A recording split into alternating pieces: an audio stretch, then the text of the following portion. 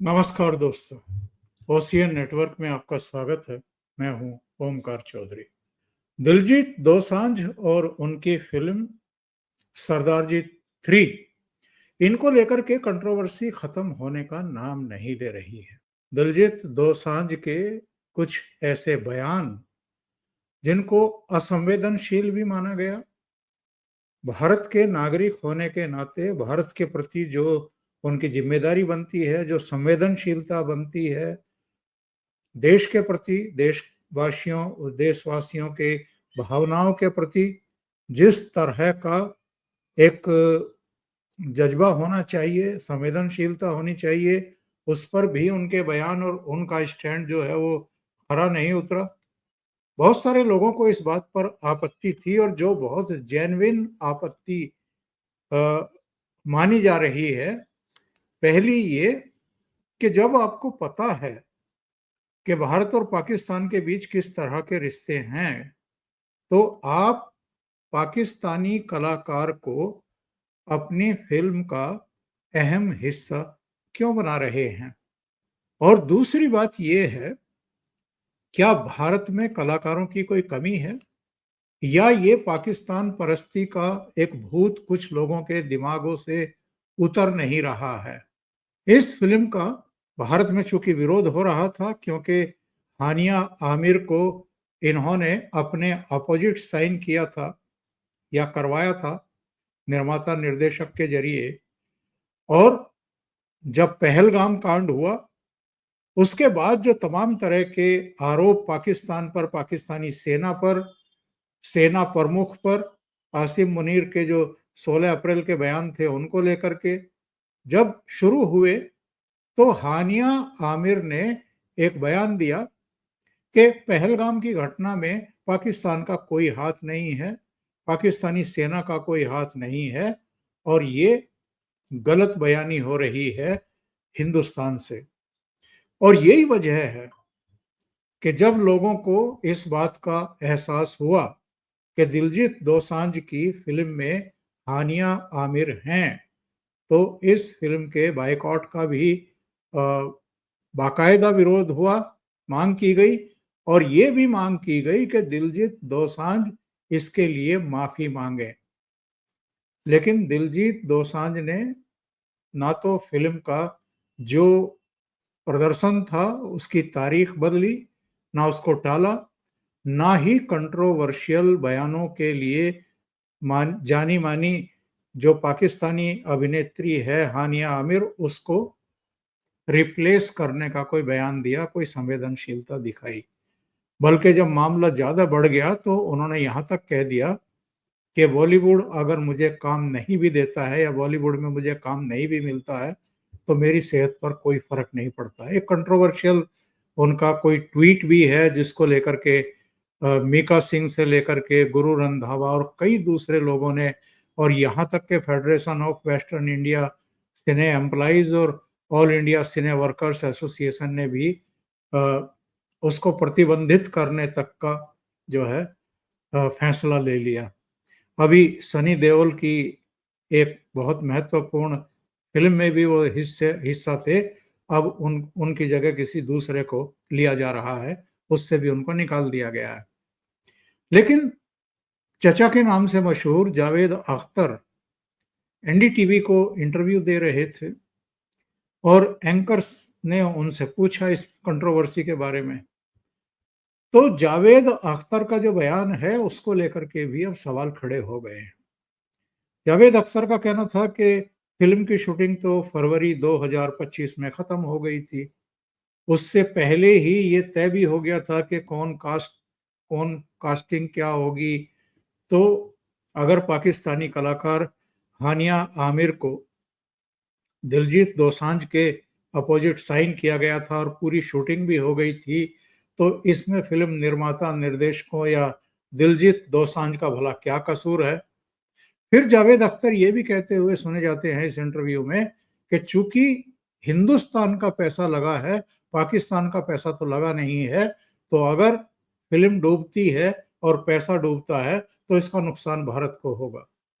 उनका कहना था कि दिलजीत दोसांझ तो बेचारा है, अब उसको क्या पता था कि 22 अप्रैल को पहलगाम में इस तरह की घटना हो जाएगी। अब तो सेंसर बोर्ड को और गवर्नमेंट ऑफ इंडिया को सहानुभूति पूर्वक इसको एक ऐसी घटना मान लेना चाहिए जो अनजाने में हुई थी, और ऐसे समय फिल्म रिलीज हो रही है या उसका ट्रेलर रिलीज हुआ जब दोनों देशों के बीच में जो तनाव है वो अपने चरम पर है, पहलगाम की घटना को लेकर के और ऑपरेशन सिंदूर को लेकर के। तो लोग अब जावेद अख्तर पर भी सवाल खड़े कर रहे हैं कि या तो आपको पूरा प्रकरण पता नहीं है कि दिलजीत दोसांझ के बयान किस तरह के आए हैं, किस तरह वो एरोगेंस दिखा रहे हैं, या जिस तरीके से उनको अपनी गलती के लिए, भूल चूक के लिए माफी मांगनी चाहिए, वैसा भी जेस्चर वो नहीं दिखा रहे हैं। इसलिए लोगों का गुस्सा जो है वो सातवें आसमान पर है। मैं देख रहा था नाजिया इलाही खान ने भी एक वीडियो जारी किया है, खास तौर से जावेद अख्तर के बयान के ऊपर, और वो क्या कह रही हैं जरा सुन लेते हैं। हर महादेव। बॉलीवुड के मशहूर पोएट जावेद अख्तर साहब आज कुछ मिनट पहले सरदार जी 3 दिलजीत दोसांझ की मूवी की वजाहत वकालत करते हुए, डिफेंस लेते हुए नजर आए। उन्होंने कहा है कि फिल्म को बैन करने से पाकिस्तान का पैसा नहीं डूबेगा, भारत का पैसा डूबेगा। तो जावेद अख्तर साहब डूबने देते हैं ना। दिलजीत दोसांझ को पूरा भारत 120 करोड़ बॉयकॉट कर चुका है और करता रहेगा। दिलजीत दोसांझ के ब्लैकलिस्ट होने का वक्त आ चुका है। आपने कहा अपने स्टेटमेंट में जावेद अख्तर साहब कि ये पता नहीं था पहलगाम होने वाला है। मैं भी मानती हूं कि शूटिंग के वक्त में ये पता नहीं था कि पहलगाम होने वाला है, पहलगाम जैसा हादसा और हिंदू जेनोसाइड होने वाला है। लेकिन ये तो पता था कि 1989 से 1991 तक भी हिंदू जेनोसाइड हुआ था, मोपला मालाबार में भी हिंदू जेनोसाइड हुआ था, और पाकिस्तान की तरफ से कई बार भारत में हिंदू जेनोसाइड हो चुका है, ये तो पता था। मैं जनता को बता देना चाहती हूँ कि ये जावेद, तो ये इनका बयान था जो इन्होंने जारी किया। लेकिन बड़े सवाल इसलिए भी उठ रहे हैं कि कुछ लोग वकालत कर रहे हैं इस चीज की कि साहब दिलजीत दोसांझ को क्या पता था कि 22 अप्रैल को ये घटना होने वाली है। लेकिन दिलजीत दोसांझ को ये तो पता होगा कि अतीत में किस किस तरह की घटनाएं हो चुकी हैं, किस किस तरह की कंट्रोवर्सी हो चुकी हैं, और बॉलीवुड के भीतर से ही कई गायक, कई कलाकार इस चीज को लेकर के ऐतराज व्यक्त करते रहे हैं कि भाई हमारे यहाँ के फिल्म निर्माता, निर्देशक और कुछ एक्टर भी सीमा पार के अभिनेताओं को, अभिनेत्रियों को और कई बार गायकों को भी जानबूझ करके अपनी फिल्मों का हिस्सा क्यों बनाते हैं? क्या हिंदुस्तान में कलाकारों की या खूबसूरती की या टैलेंट की कोई कमी है जो आप पाकिस्तान परस्ती दिखाते हैं और वहां के कलाकारों को अपनी फिल्मों का हिस्सा बनाते हैं? जबकि दूसरा पक्ष ये है, और डार्क पहलू है वो, कि पाकिस्तान के जो निर्माता हैं, निर्देशक हैं, जो कलाकार हैं, वो हिंदुस्तानी कलाकारों को अपने यहाँ मौका नहीं देते हैं। बल्कि मीका एक चैनल पर इंटरव्यू देते हुए बता रहे थे कि एक बार मैं वहां गया तो बहुत सारे लोगों ने विरोध करना शुरू कर दिया, जबकि पाकिस्तान में उनके फैन हैं। दुबई में उन्होंने बताया कि मैं जब एक प्रोग्राम कर रहा था तो वहाँ पाकिस्तानी मूल के जो लोग हैं या पाकिस्तान के नागरिक वहाँ जो काम करते हैं, उन्होंने उनका खूब स्वागत किया था। लेकिन पाकिस्तान में हिंदुस्तानी कलाकारों, सिंगर्स, अभिनेत्री, अभिनेताओं को तरजीह नहीं दी जाती है, उनको काम नहीं दिया जाता है। तो फिर सवाल सबसे बड़ा ये होता है कि ये बॉलीवुड में ही, भारतीय फिल्म इंडस्ट्री में ही, और ख़ास तौर से जो मुंबईया फिल्म इंडस्ट्री है, वहाँ पाकिस्तानी कलाकारों को जानबूझ करके क्यों मौके दिए जा रहे हैं फिल्मों में?